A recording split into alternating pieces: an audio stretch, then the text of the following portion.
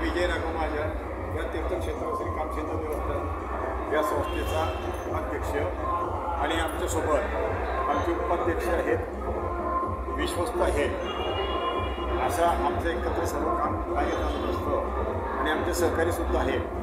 तर हे आमचं जे मंदिर आहे हे मंदिर 14व्या शतकातील आहे. अहिल्याबाई होळकरांनी स्थापित केलं आणि आपल्या सर्वांना कल्पनाच असेल की बा अहिल्याबाई होळकरांना आपल्या देवस्थानांविषयी जरा जास्त जागरूकता होती, त्याच्यामुळे त्यांनी बहुतेक आपल्या भारतवर्षामध्ये जागोजागी मंदिरं तयार केलेले आहेत.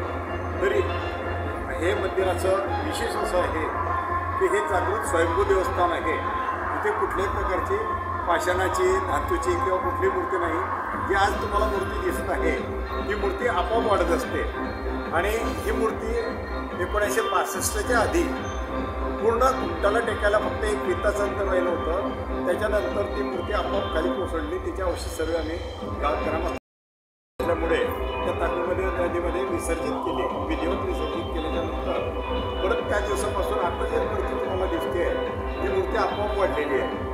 तर ज्या वेळेला ते मूर्ती पडली त्यावेळेला फक्त तिथे असं 2 दगडाच्या बोटासारखे होते. तर लोकांना अशी शंका होती की बाबा जसं आपल्याकडे इकडे आमच्या भागामध्ये येरपूजाचं देवळं असतात, तिथे दगडाचे बोटे ठेवलेले असतात आणि शेंदराचं लेपन केलेलं असतं.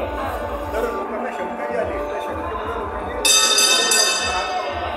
आणि असं पाहिलं की बाबा मंदिराचं काय आहे हे पाहिल्याच्या नंतर जसं लहान मुलाच्या डोक्यावरती हात लावल्यावर नरम वाटतं तसं ते नरम होतं.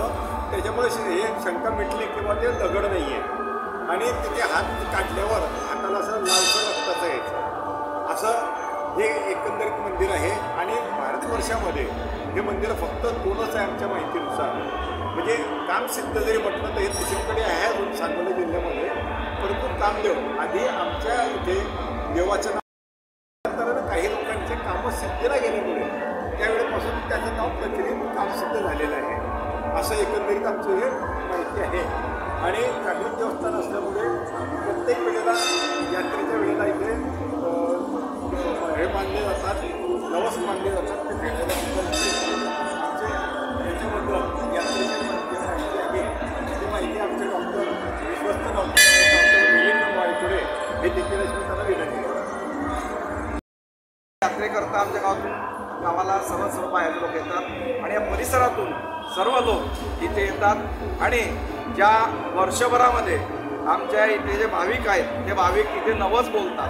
कारण आमचा देव जो आहे हा नवसाला पावणारा देव आहे आणि नवस फेडण्याकरता प्रत्येकाची जी इच्छा असते ते पूर्ण होते आणि ते नवस फेडण्याकरता या माघ शुद्ध पौर्णिमेला लोक ते नवस फेडण्याकरता येतात. आणि तसंच ज्यांना महाराजांच्या कामसिद्ध महाराजांच्या कृपेने मूलबाळ होत असतं ते इथे त्यांची तुला करत असतात. हे पेढे तुला असते, मग लाडू तुला असते, जिलेबी तुला असते, मग गूळ तुला असते, अशा विविध प्रकारच्या तुला इथे केल्या जातात आणि त्या पद्धतीने इथे नवस फेडला जातो. आणि इथलं मंदिराचं आणि महाराजांचं असं वैशिष्ट्य आहे की इथे आपण जी आपली मनोकामना बोलू ते महाराज नक्की पूर्ण करतात.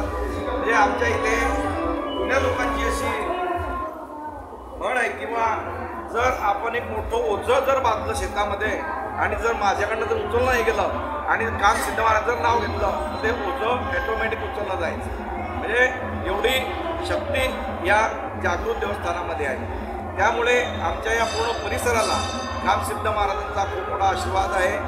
आमच्या इथे पीक आहे. अनेक बाबतीत शेतकऱ्यांनासुद्धा आमच्या या कामसिद्ध महाराजांचा खूप मोठा दिलासा आहे आणि वर्षानुवर्षे ही परंपरा चालू आहे. आणि आपण हा जो सभागृह इथे पाहतोय ही महाराजांची देणगी आहे आमच्या गावाला.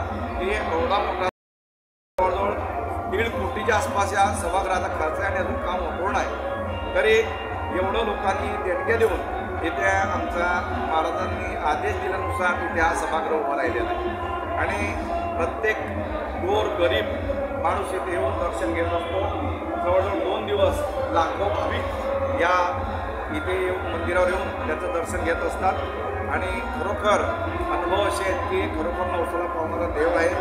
आणि ते आता उद्या जी पौर्णिमा आहे त्या पौर्णिमेला सकाळी इथे भगत येतात आमची जी शिव आहे रोजोदा गावची शिव जी आहेत त्या शिववरती आमचे भगत येतात आणि तिथून वाजत गाजत इथे या मंदिरावर येतात आणि इथे पूर्ण त्यांचा पूर्ण वर्षभराचं आम्हाला ते मार्गदर्शन करत असतात की तुमचं पीक कसं राहील, पाऊस कसा राहील आणि आपल्या या परिसरातील काय संकट येईल ते आम्हाला ते सांगतात. आणि खरोखर आमच्या गावावरती खूप मोठी कृपा आहे.